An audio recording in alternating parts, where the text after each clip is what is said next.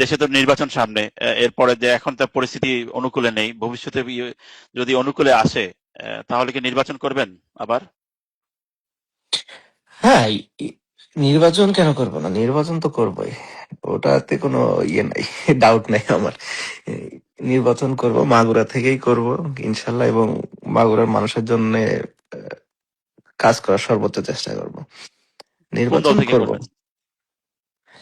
আমার তো দল আমার মতোই আছে। আমার দল তো এখন নাই। বাট যখন আমরা আসি ইনশাল্লাহ আসবে, এবং ভালোভাবে দেশের মানুষকে নিয়ে একসাথে কাজ করতে পারবো বলে আমি মনে করি।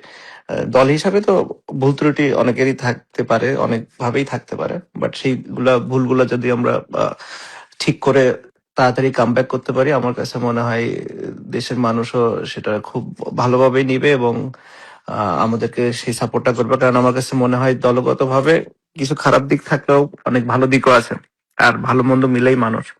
তো মানুষের হয়তো ডিসিশন নেওয়ারও একটা সুযোগ তৈরি হবে। সেটাই।